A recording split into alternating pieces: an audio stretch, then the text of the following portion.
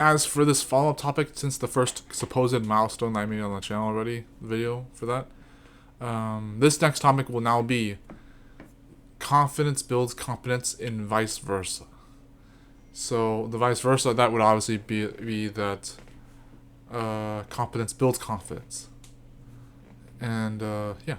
So for that, we got the thumbnail, which is the Fancy Pants mouse NPC aiming a gun at the random monster NPC I made up with 3 heads, and the Peanut character from SCP containing breach of laboratory on the ground already broken apart.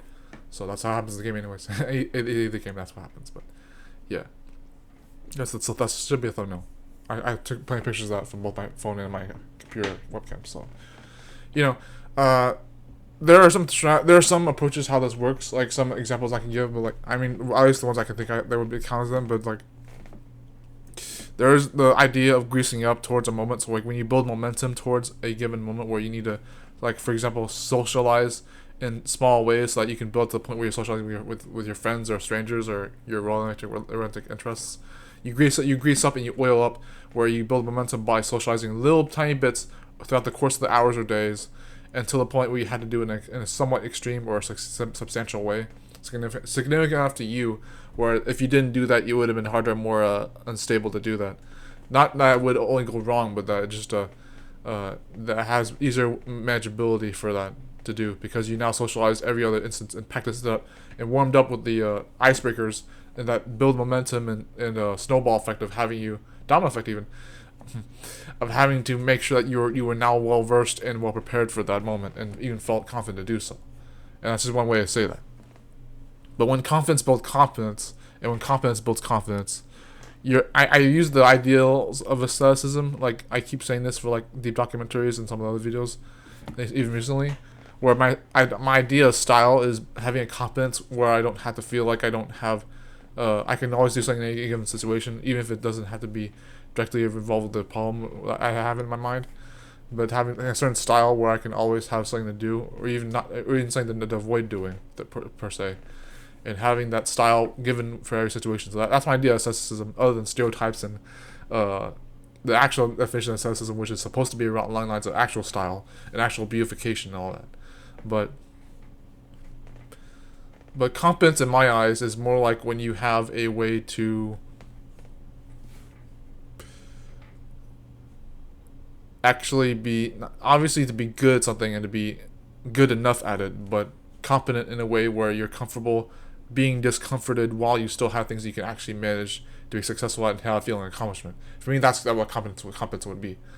Confidence is when you actually seem to be at a point where, again, you can have the discomfort for ghosts and gains, but that discomfort doesn't have to always be in vain.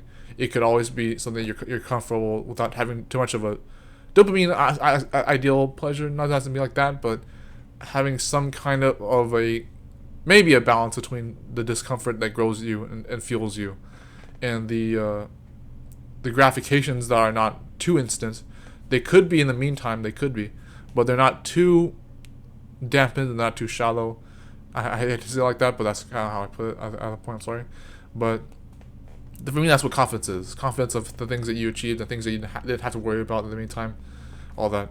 So when they're together, when confidence builds competence and when competence builds confidence, you have a healthy loop there. It's not just a feedback loop. It's more like it's like a yin yang, I guess you could say.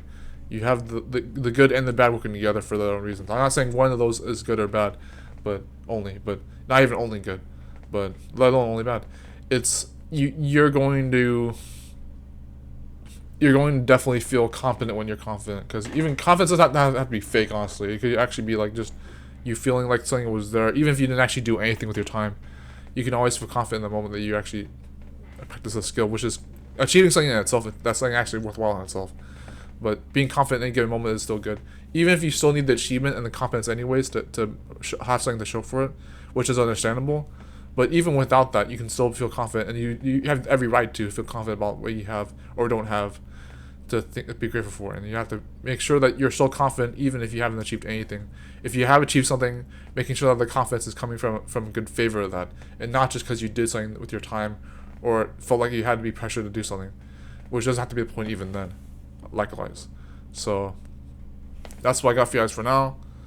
I'll see you in the next video.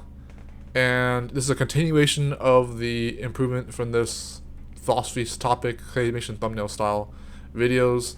The first milestone since the last video was just the idea that I was doing this and looking back and saying hi and all that. That's just why I want to do that video. But I'm going to keep doing these as I seem to already be doing them now. Even if I run out of time, sometimes I'll still make videos really like this over time.